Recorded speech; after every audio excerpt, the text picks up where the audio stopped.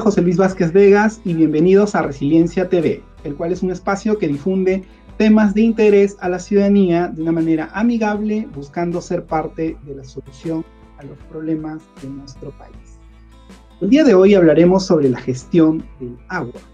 Y para esto tenemos una invitada de honor, María Mancilla García, politóloga con PhD en Desarrollo Internacional de la Universidad de Oxford. Actualmente es investigadora en el Centro de Resiliencia de Estocolmo y catedrática en Humanidades Ambientales en la Universidad Libre de Bruselas. Sus investigaciones se centran en las redes de instituciones y participativas para la gestión del agua, en sistemas policéntricos, y también trabaja en la ontología de sistemas socioecológicos. Su disertación para obtener el grado de doctora fue en el manejo multinivel de la contaminación en el lago Titicaca entre Perú y Bolivia. Su tesis desenmarañó el rol de la dinámica social entre oficiales y organizaciones en la determinación de la implementación de un programa para abordar problemas de contaminación. María tiene experiencia en ciencias políticas del Instituto de Estudios Políticos de París y Economía Ambiental de la Escuela de Altos Estudios en Ciencias Sociales de París, y también estudió filosofía en la Universidad de París de la Sorbona. Con más de 12 años de experiencia en estudios sobre desarrollo humano, pobreza y sistemas socioecológicos. Cuenta con 15 publicaciones científicas en revistas indexadas, capítulos de libro, entre otros. Le interesa contribuir a la justicia ambiental y a que pensemos todos y todas de manera entrelazada con el ambiente. Apoyar a la ciencia abierta. Bienvenida, María. ¿Cómo estás? Muchas gracias. Muy bien, muy contenta de estar acá. Bueno, no, gracias a ti, María, y bueno, en esta oportunidad, como señalaba a la audiencia, vamos a hablar sobre la gestión del agua, pero previamente quisiera que nos comentes un poquito sobre ti. Pues yo empecé a interesarme por temas ambientales durante mi máster, en el que trabajé sobre la gestión del agua en África, pero previamente, durante mis estudios de ciencias políticas, yo había seguido una especialización sobre América Latina y había vivido en Brasil. Quería especializarme en América Latina y, por lo tanto, para mi doctorado me concentré sobre Perú y Bolivia, y desde entonces quise seguir trabajando sobre Perú. Cuando yo estuve haciendo mi doctorado se empezó a hablar de constituir los consejos de cuenca en el Perú, y ese era un tema que me interesaba mucho y formulé un proyecto de postdoctorado para poder trabajar sobre ese tema. Y a partir de ahí creo que se definieron mejor mis líneas de investigación y la importancia que tiene para mí trabajar sobre la participación, sobre la inclusión, sobre esos temas de justicia ambiental, y también entender otras visiones, otras maneras, otras visiones del mundo que están mucho más entrelazadas, que no separan tan violentamente la sociedad del medio ambiente o la cultura de la naturaleza, y un poco rescatar eso en la investigación, porque creo que refleja mucho más la realidad de lo que sería un mundo separado, ¿no? Y hoy tengo la suerte de acabo de empezar una cátedra, como comentábamos, en Humanidades Ambientales, donde espero proseguir esas investigaciones en el futuro. Wow. Interesante, María. Interesante. Podríamos decir entonces que el Perú ayudó un poco a una investigadora a definir líneas de investigación, como señalas. Muy interesante. Sobre todo por la casuística que existe en nuestro país, que nos ayuda, ¿no?, a ver las cosas en lo real. María, coméntanos, nos hablaste un poco sobre la investigación asociada al tema de la gestión del agua y de toda tu trayectoria. ¿Qué es la gestión del agua?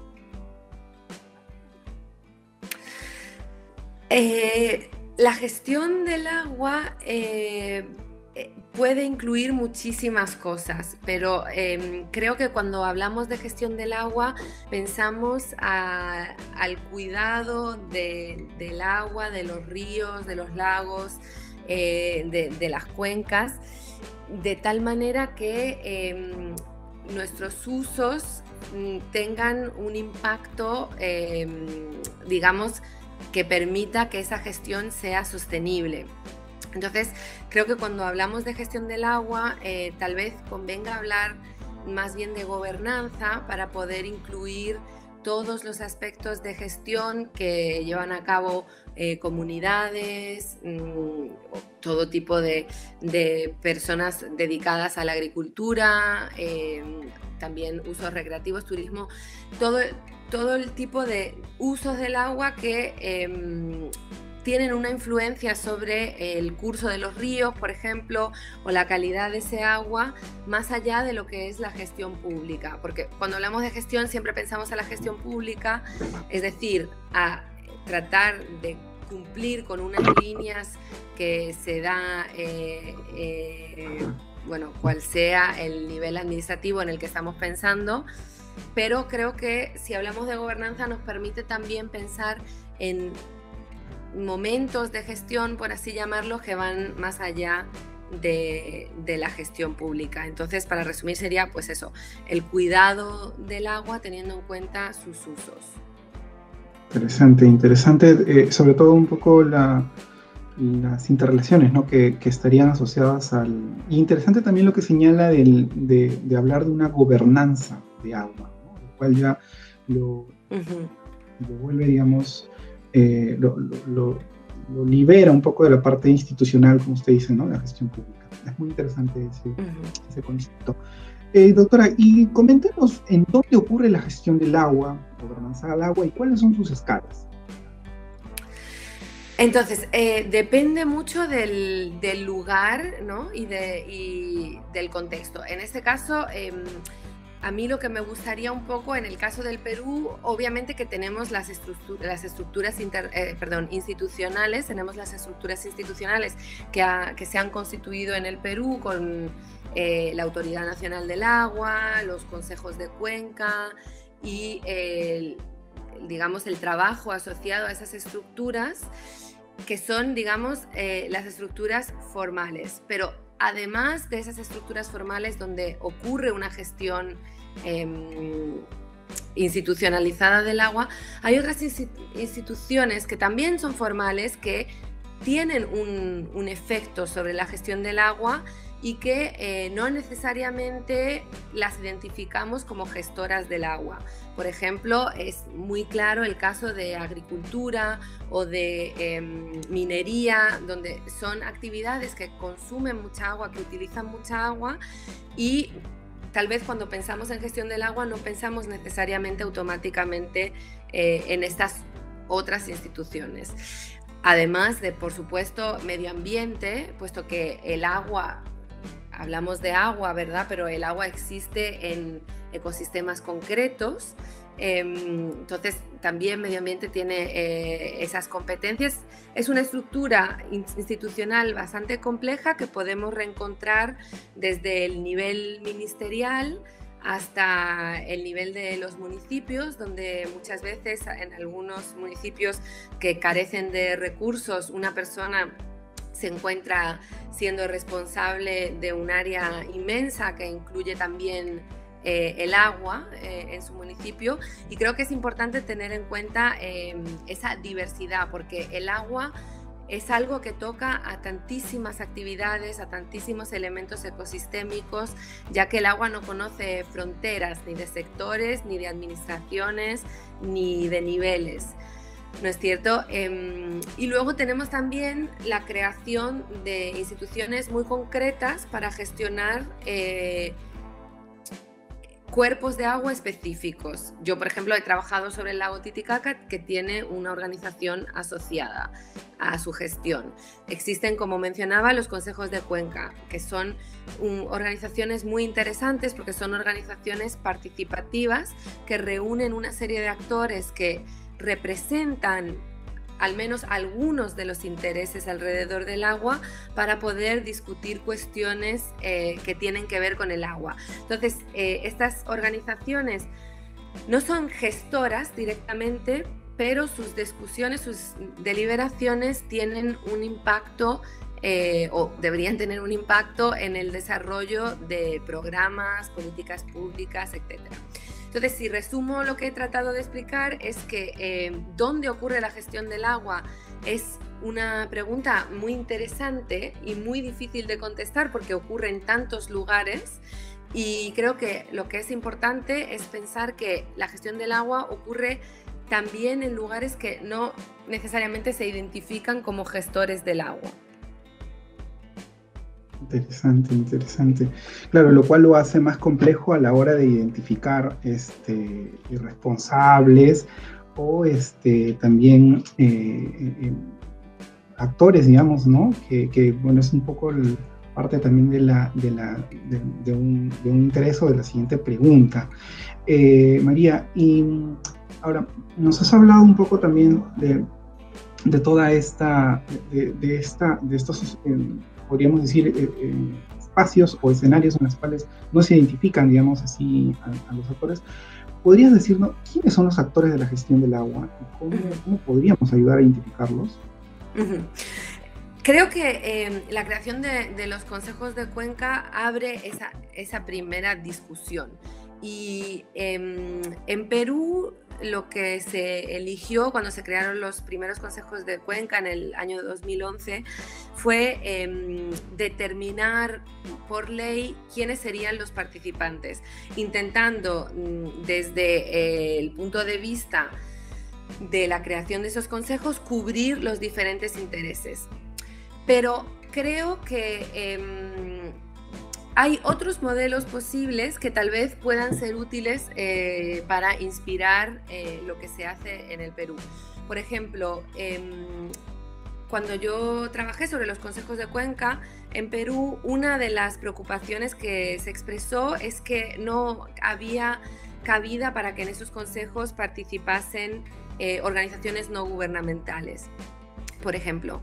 Y estas organizaciones no gubernamentales, muchas de ellas tienen un rol muy activo en la promoción de reflexión, diálogo, propuestas de política pública en la gestión del agua. Entonces, yo creo que eso es un actor que tal vez está excluido, que sí sería importante incluir. Y por organizaciones no gubernamentales hablo de organizaciones locales, como pueden ser, en la época en la que yo trabajaba, había una organización bastante activa que era Peruanos Sin Agua, que trabajaba en las periferias, o pueden ser organizaciones muy asentadas a nivel nacional o a nivel internacional que tengan también su sede en Perú y que también quieran contribuir a ese diálogo.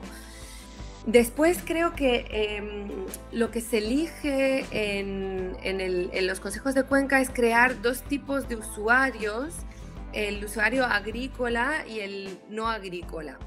Por motivos de la historia institucional y de la historia del desarrollo del Perú, donde hay un fuerte uso del agua por parte del sector agrícola de la costa, ¿no? Que tiene un uso de agua intensivo, y el sector no agrícola, creo que tal vez, o por lo menos lo que yo encontré en mis entrevistas, es que cubre demasiados actores. Entonces, dificulta la representación, porque si, por ejemplo, representante del sector agrícola es una persona que trabaja en una compañía minera, esta persona que trabaja en la compañía minera tiene la obligación de representar a las compañías mineras, a las compañías de producción de bebidas, a las compañías que puedan usar aguas o que traten aguas usadas, en fin, todo tipo de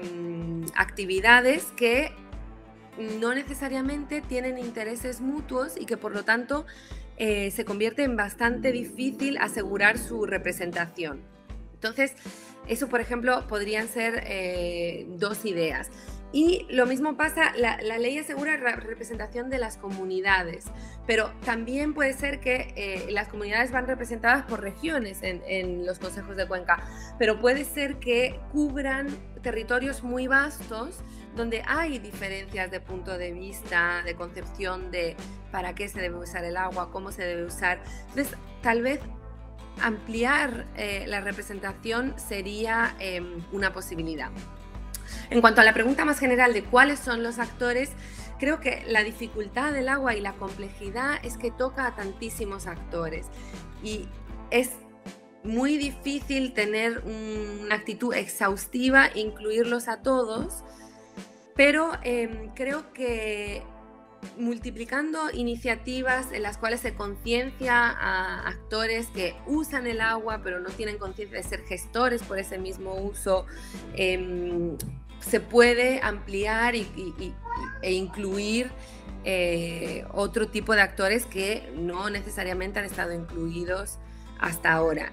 Y luego creo que repensar aquellos actores que han estado activamente excluidos de la gestión, como pueden ser organizaciones no gubernamentales o algunas comunidades indígenas, campesinas, que sienten que su manera de ver la gestión no ha estado reconocida. Eso es algo que observamos mucho en investigación cuando trabajamos con comunidades, que también viene del hecho no solo tal vez de un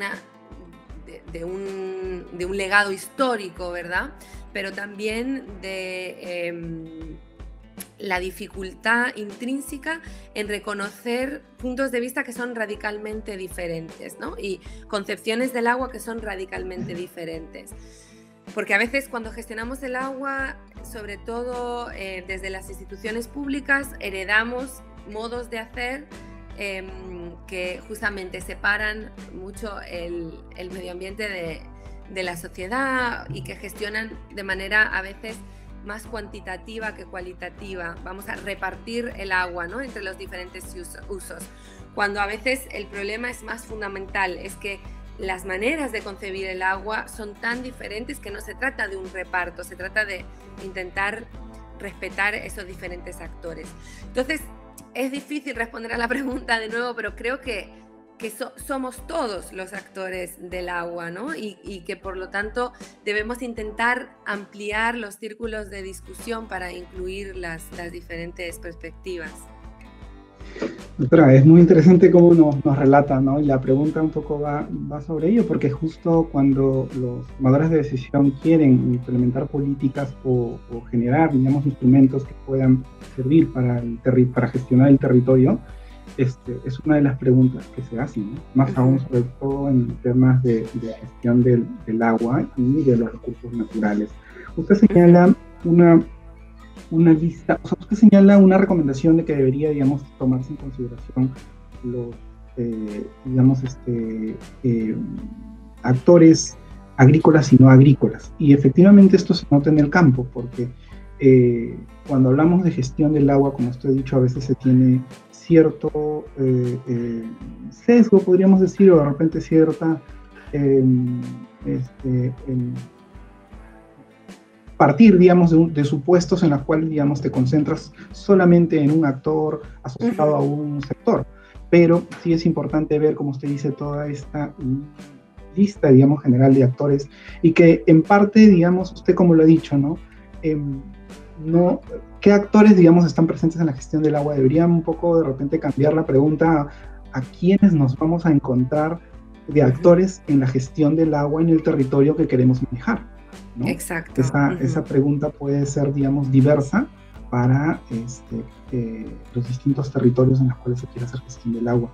Muy interesante, doctora, esta recomendación también que nos hace sobre el tema de que cuando se hace gestión del recurso natural, eso es un paradigma, ¿no? Como lo que usted nos ha dicho, a veces queremos repartir, queremos cuantificar, digamos, el recurso, cuando lo que debería de estar gestionándose es justamente ese respeto por las distintas, digamos, maneras de uso de cada uno de esos actores. Por ende, deberíamos desconocerlo para poder, digamos, la gestión, para que ayude, digamos, a esa gestión y se genere, pues, una especie, digamos, de gobernanza, mucha retroalimentación positiva a esos espacios, ¿no?, donde se quiere generar desarrollo. Muy interesante, doctora, lo que nos comenta, y esta reflexión también que usted nos dice y esta recomendación nos lleva a la siguiente pregunta. ¿Cómo debería ser la participación de la gente en la gestión del agua?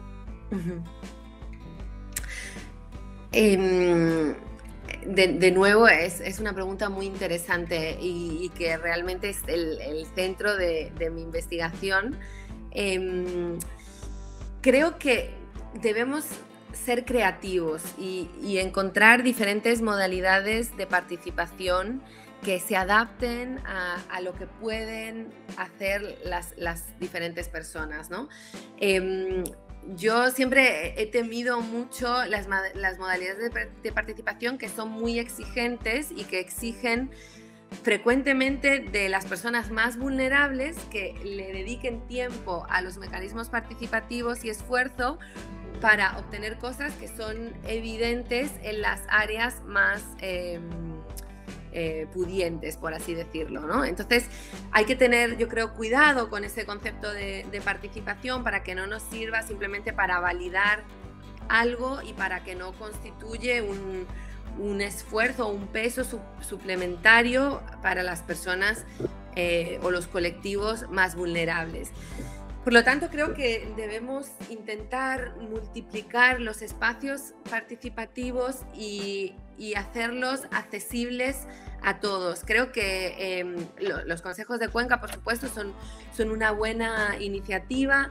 Creo que las conferencias que organizan organizaciones, bueno, en Perú, por ejemplo, IPROGA, que organiza varias conferencias, las universidades, que permiten diferentes tipos de diálogo. En el Ministerio de Medio Ambiente también, lo que organizamos, donde nos conocimos, este tipo de diálogos en los que diferentes actores tienen abierta la puerta a la participación. Y creo que la participación ciudadana puede también conjugarse con diferentes mecanismos que sí tengan una vinculación más formal. Por ejemplo, se pueden constituir paneles ciudadanos que trabajen sobre aspectos específicos de la gestión del agua y que se les dé el tiempo y el espacio para poder hacer su trabajo, utilizando métodos para tener un panel ciudadano de unas 15 o 20 personas que sea en alguna manera representativo de la ciudadanía de donde se esté trabajando. Podría ser en la ciudad de Lima o en donde se pueda organizar, para trabajar sobre temas que el propio panel identifique como importantes relacionados con la gestión del agua. Entonces, es un poquito esa idea de abrir muchas puertas, responsabilizar para que las personas puedan decidir sobre qué aspectos quieren trabajar. Y creo que otro aspecto importante sí es formalizar algunos de esos foros participativos o de esas modalidades de participación y que tengan una incidencia real, porque otra de las cosas que observamos en investigación mucho, y hablo más allá del Perú en general, es que los mecanismos participativos, las instancias participativas tienen un impacto sobre la relación entre las instituciones o el Estado y la ciudadanía, que es bastante importante y que por lo tanto hay que cuidar, porque si creamos mecanismos participativos, instancias participativas que luego no tienen ningún impacto, que quedan simplemente en eso, podemos tener un efecto negativo y aumentar la desconfianza entre la ciudadanía y las instituciones. Entonces, creo que no todos los espacios tienen necesariamente que ser vinculantes. Es muy importante tener charlas de discusión donde la gente sienta que tiene un espacio libre y protegido para expresar sus puntos de vista y que no necesariamente cada opinión va a llevar a una toma de decisión. Es importante crear espacios de discusión con ese cuidado de la discusión válida como por sí misma, pero creo que tienen que venir complementados con otros espacios que sí tengan, que la ciudadanía sí vea que esos espacios tienen una incidencia y que cuando se consulta a la ciudadanía o cuando se les pide que haga el esfuerzo de participar en un panel ciudadano o en un consejo de cuenca o en lo que sea, es por algo, ¿no? Y que eso va a ser integrado en la gestión. Bueno, doctora, me llama mucho la atención ¿no? la cantidad, digamos, de actores, digamos, que pueden estar involucrados en esta participación, como usted lo señala, sobre todo cuando la recomendación central que señala es de diversificar la participación, no vinculantes, ¿no? Simplemente de repente en algunos casos compartir las ideas y poder, digamos, de repente tener una idea más cuajada de una posición, podría ser, no lo sé. Pero también señala usted algo que noto que, bueno, aprendemos, ¿no? Siempre de la investigación de la ciencia, es de no generar espacios en los cuales se pierda la confianza de las personas, ¿no? Espacios simplemente en los cuales sea pues un espacio de repente de desfogue, puede ser a nivel político también, pero sin ningún impacto, como usted mismo ha dicho, ¿no? Y eso hay que tener mucho cuidado porque probablemente eso a la larga va a ser perjudicial, va a traer más complicaciones, conflictos, etc. Lo cual me ha hecho más de 20 preguntas en mi mente cuando usted está hablando de la participación. Y sí, porque lo vuelve lo central, creo, en la gestión del agua. Porque sí hemos dicho que la gestión del agua involucra espacios que no son a veces difíciles, son difíciles de visualizar, y también instituciones o representaciones que no están tan tangibles a la vista del tomador de decisión. ¿Cómo garantizar esa participación que ni siquiera ha sido mapeada o que ni siquiera tiene un espacio, ¿no? Entonces se vuelve complicado, y de repente estas participaciones son vitales en la gestión de ese territorio. Muy interesante, doctora, me quedo con esas preguntas. Pero sí, resalto bastante esta parte que ha señalado.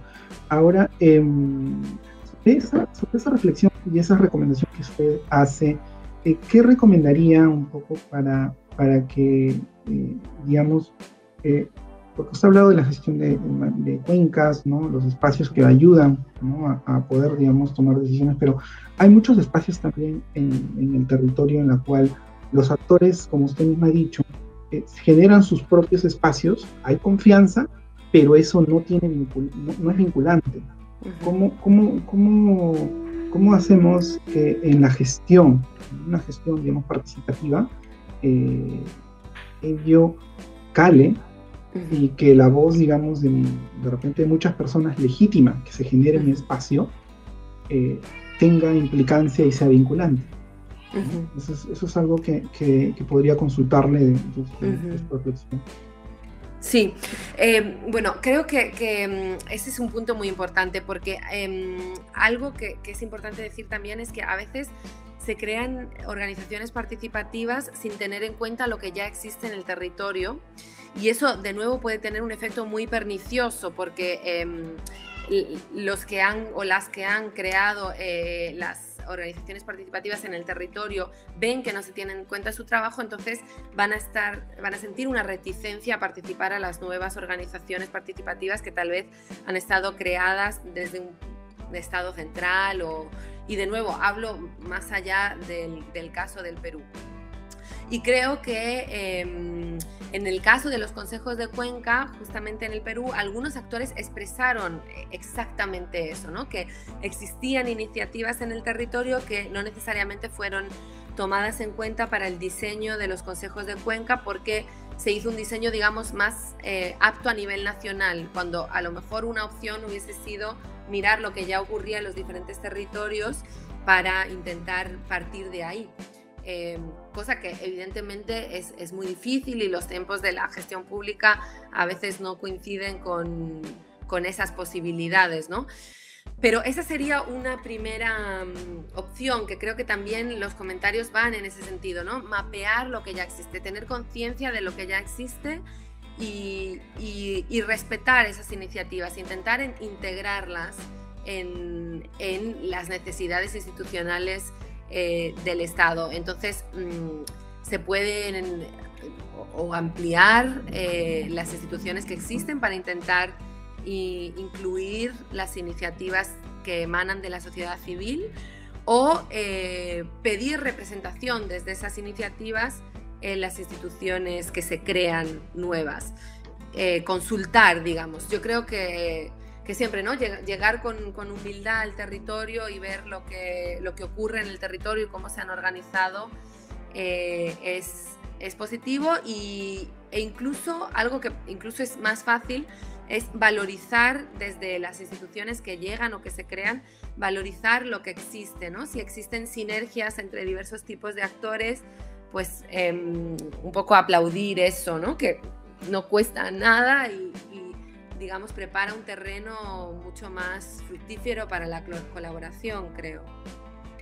Interesante, doctora, esta última recomendación que señala, y sobre todo es muy pertinente en términos de intervención, ¿no?, en el territorio. Doctora, también con respecto al tema de la participación, la participación de los técnicos en la gestión del agua, ¿qué nos puede decir sobre ello? ¿Puede comentar? Es también un tema que me interesa muchísimo. Yo trabajo sobre todo sobre ese tipo de personas, ¿no?, que están en contacto, que los llamamos, en la jerga académica, los llamamos burócratas de nivel de calle, porque queremos un poco llamar la atención sobre el hecho que son los que están en contacto con la ciudadanía muchas veces. Entonces, también los técnicos tienen esa posibilidad de trazar redes y de hilar colaboraciones informales con diferentes expertos que pueden servir luego de plataforma para llevar a cabo diversos tipos de programas. Creo que los técnicos tienen un rol muy importante, ¿no? Porque para empezar, porque están confrontados con la ciudadanía y con las diferentes necesidades de diferentes grupos sociales, entonces tienen una visión muy realista de lo que está ocurriendo en el terreno. Creo además que proporcionan a veces una llegada de las instituciones y del Estado a territorios donde a veces las personas, por ejemplo, durante mi investigación, han expresado sentirse un poco relegadas o abandonadas, y la presencia de los técnicos, ya sea tomando datos, o sea, aunque no sea necesariamente ayudándoles en sus actividades, pero su presencia ha sido valorada. Y en el caso específico de la gestión del agua, la presencia de los técnicos por esas redes informales de las que hablaba ha permitido a muchos actores tener acceso a información y tener acceso a personas que les ayudan con problemas muy concretos de gestión de riego, por ejemplo, o de una alberca, etcétera. Entonces tienen ese valor muy importante. Creo que una dificultad que el personal técnico con el que yo he trabajado a veces me ha expresado ha sido justamente la de poder salir un poco de su paradigma técnico y escuchar otros paradigmas, ¿no? Porque sí, muchos técnicos con los que he hablado sí me han expresado ese deseo de traducir tal vez las visiones de poblaciones indígenas en un lenguaje técnico y sentir esa frustración de no poder hacerlo, ¿no? Entonces, un poco ese deseo de salir del cuadro técnico y de encontrar espacios para poder también ellos apropiarse esas otras visiones, ¿no? Interesante, doctora, interesante, ¿no? El enfoque como el que lo presenta, y sobre todo que también creo que hay una necesidad, ¿no?, de comunicación entre dos paradigmas que para éxito de la gestión necesitan tener un código de comunicación, ¿no? Sí. Doctora, ¿y qué nos puede también comentar algunos ejemplos de buenas prácticas en gestión del agua? Sí. Por ejemplo, bueno, en términos de gestión, si me quedo a los casos que yo estudié en Perú, algo que me sorprendió mucho y que me pareció una excelente práctica es las sinergias que encontraban los actores dentro del Consejo de Cuenca, cómo conseguían ayudarse, a pesar de no tener presupuesto para hacer, por ejemplo, algunas cosas, sí conseguían ayudarse y escucharse en la traducción, por ejemplo, de planes de manejo. Un caso muy concreto es que en el Consejo de Chancay Lambayeque hubo un diálogo muy importante entre las dos regiones, en las que se incluyeron perspectivas que no estaban incluidas en los planes de manejo anteriormente porque no habían podido hablarse, ¿no? Respecto a una región con la otra. Y gracias a este consejo, sí, ese diálogo permitió la inclusión de otras perspectivas. En el otro consejo que conozco, sobre el que más trabajé, que fue el de Chancay Huaral, creo que una muy buena práctica que emanó de la Secretaría y que un poco hace eco a esta entrevista o a este programa, ellos crearon la Hora del Agua y hacían una emisión radial entrevistando a diferentes actores para justamente fomentar diferentes visiones, diferentes iniciativas, de buenas prácticas, ¿no? Entonces ellos trabajaban sobre esas buenas prácticas y en mi caso, bueno, yo de lo que más sé son las buenas prácticas de colaboración, ¿no? Que son esas justamente. Más allá del Perú, creo que otro tipo de, bueno, también, de hecho, también en Perú, lo que comentaba antes, ¿no? Otra buena práctica es ese acceso a espacios y a personas que pueden proporcionar ciertos conocimientos o ciertas informaciones que se necesitan para la toma de decisión, más allá de la gestión formal, en la gestión del día a día. Y más allá del Perú, creo que otras buenas prácticas pueden ser, pues sí, ¿no? Inspirarse de otros modelos de colaboración que se usan en países vecinos o incluso en localidades, como decíamos anteriormente, y que han funcionado, ¿no? Que se ha demostrado que han funcionado en el territorio como modelos de diálogo y de cooperación. Wow, interesante, doctora. Sobre todo, bueno, que tenemos, o sea, aquí en Perú muchos ejemplos también de buenas prácticas. Sí, absolutamente. ¿No? Sobre todo en estos consejos de cuencas.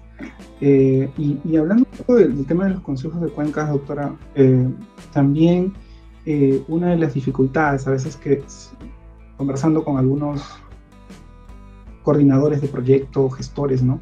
Nos señalan que la escala dificulta la participación, porque usted sabe que las cuencas son territorios muy grandes y convocar a una persona, cuenca abajo o cuenca arriba, tomar decisiones sobre ese territorio, o sea, la participación se dificulta, ¿no? Absolutamente, porque es muy complejo. Es complejo. En ¿Qué términos, nos puede decir sobre eso? Sí, absolutamente de acuerdo. Es extremadamente complejo por una multitud de motivos, por el transporte, que en muchos lugares, como en Perú en particular, es complejo desplazarse tantos kilómetros cuando a veces no existen los medios para desplazarse o no son medios seguros. Además es complejo para, por ejemplo, hablábamos de los representantes de comunidades campesinas o de comunidades indígenas, separarse de su comunidad y de sus actividades laborales, por mucho que vengan compensadas, es muy complejo. Y claro, pensar en soluciones alternativas como podría ser reuniones vía internet, también puede ser complejo porque en muchos lugares no llega necesariamente. Entonces, ¿cómo podemos pensar, ¿no? en eso? Yo creo que una opción es hacer las reuniones de manera rotatoria y que sean digamos, aquellos para quienes es más fácil desplazarse, los que se desplacen, ¿no? Entonces, llegar a las comunidades tal vez sea más fácil para los representantes de las secretarías técnicas o los que están en las capitales de provincia, que tienen acceso a movilidades tal vez más adaptadas que para los representantes de comunidades. Además, creo que eso cumple otra función, que es dar una visión de la cuenca a los participantes en el consejo, ¿no? Y que es un trabajo que se hizo también en algunos consejos de cuenca, ese de llevar a los participantes a diversos territorios dentro de la cuenca. Aún así, continúa siendo difícil, pero creo que eso cumple con otra función, que es llevar a la ciudadanía, allá donde está la ciudadanía, diferentes representantes y organizaciones, ¿no? Entonces, ahí por lo menos se cumple con esa función de contacto y de presencia, que es extremadamente importante. Podemos pensar también en consejos de subcuenca y que haya un sistema más, digamos, de muñecas rusas, ¿no? Que se van, digamos, comunicando entre sí. Sería una opción posible. Creo que, claro, todo eso tiene una complejidad institucional importante y además me pregunto si la carga que se pone en algunos profesionales, estamos pensando en las comunidades, pero como decía también antes, algunos profesionales que representan municipios y que tienen que gestionar mucho más que la gestión del agua, y eso supone una carga de trabajo, bueno, a veces ingestionable, ¿no? Entonces, creo que sí, que hay que ser original y pensar de nuevo a intentar mover los espacios, que sean espacios móviles, que sean espacios que multiplican las oportunidades de participación y que escuchan, sobre todo que uno sepa que si uno hace el esfuerzo de ir desde Santa Cruz a Chiclayo para una reunión, no va a ser en vano, ¿no? Y que es fundamental o muy importante porque efectivamente son espacios de toma de decisión. Sí, muchas gracias, doctora, por las recomendaciones que nos da, porque son muy certeras e importantes, ¿no? Sobre todo nuestras cuencas se caracterizan por ser cuencas muy grandes y ese es un principal problema en la gestión. Involucra, como se dice, creatividad, mucho, digamos, mucho que suceda, ¿no? Y como usted dice, a veces los técnicos tienen responsabilidades inmanejables que a veces se escapan y creo que es importante también poder hacernos esto. Doctora, nuestro país es uno de los países muy vulnerables por el cambio climático, ¿no? Por ahí digamos que en Perú tenemos 19 cordilleras, digamos, blancas, asociadas, digamos, mucho a lagos, lagunas que brindan servicios ecosistémicos a mucha población dentro de su territorio. ¿Puede comentar, doctora, sobre la gestión del agua y el cambio climático? ¿Qué ha visto de esta relación?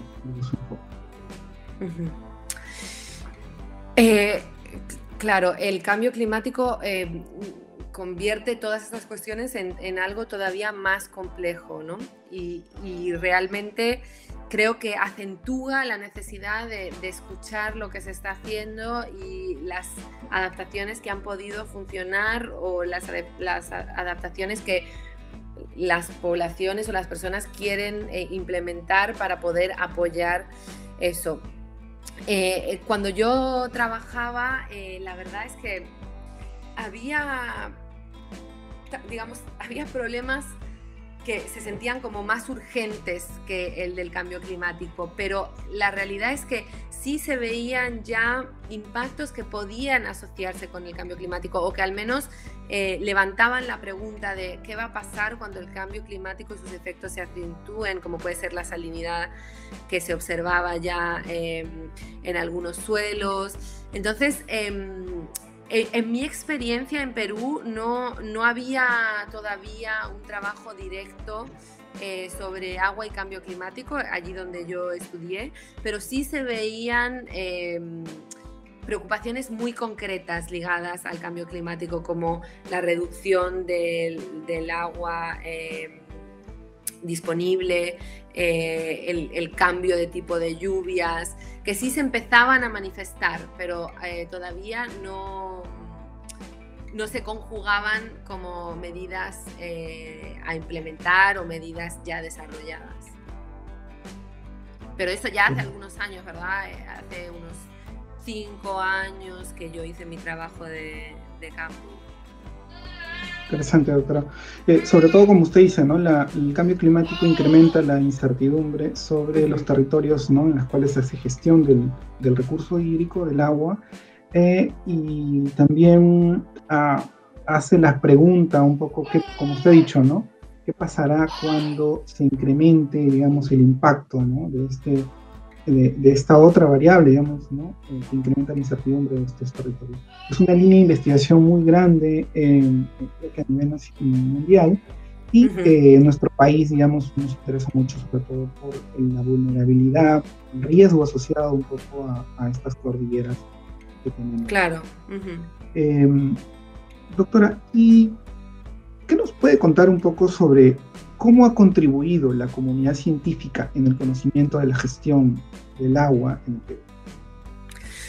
Yo creo que la comunidad científica peruana es absolutamente fantástica y han trabajado muchísimo sobre diferentes aspectos relativos a la gestión del agua en la Universidad Pontificia de Lima.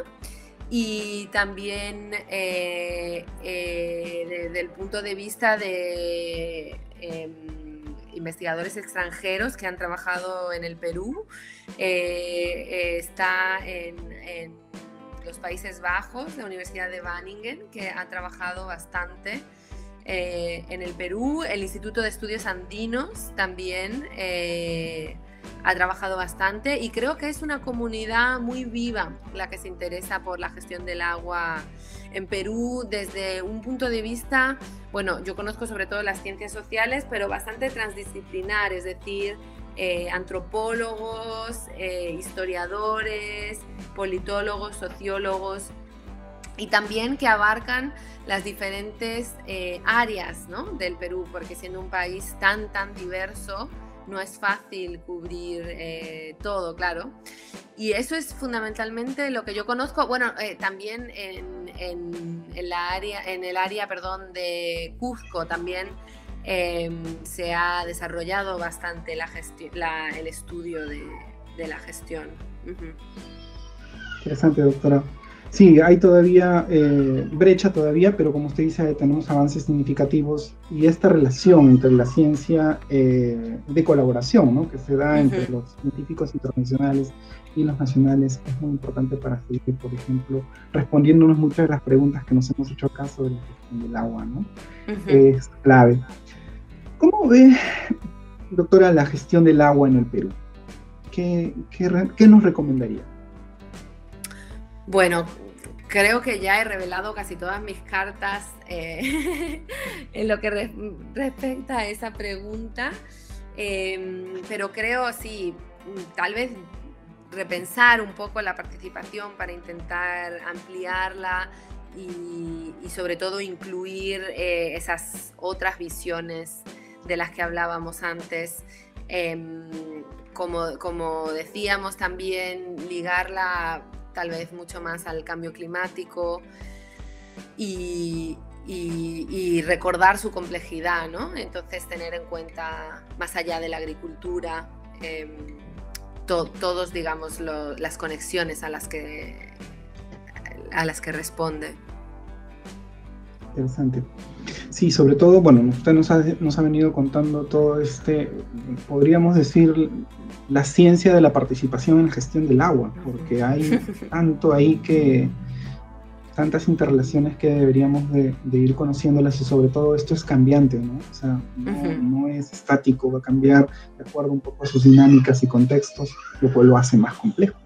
Entonces, tomar decisiones sobre ello, que cambia constantemente en el territorio, sí, lo vuelve una línea de investigación, podríamos decir. Doctora, ¿y qué campos, hablando un poco de la investigación, qué campos necesitan más investigación en la gestión del agua? En el Perú o en general de otros países que usted conozca. Yo creo que ahora lo que se está haciendo cada vez más es justamente ese trabajo sobre cambio climático y gestión del agua.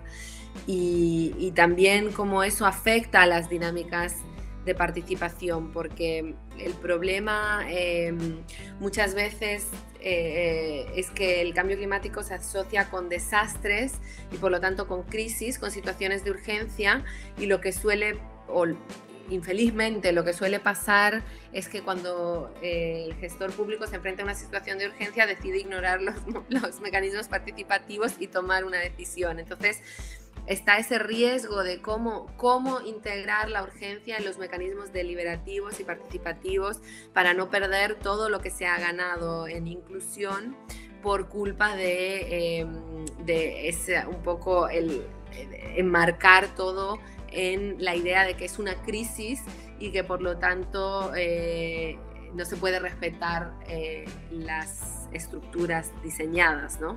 Entonces ahí hay bastante investigación que se está haciendo y que es muy novedosa. Y luego, como decíamos, esa dificultad de conjugar los diferentes lenguajes, las diferentes visiones entre la más técnica y la más, digamos, bueno, como llamarla, socioecológica o tradicional o como la queramos llamar.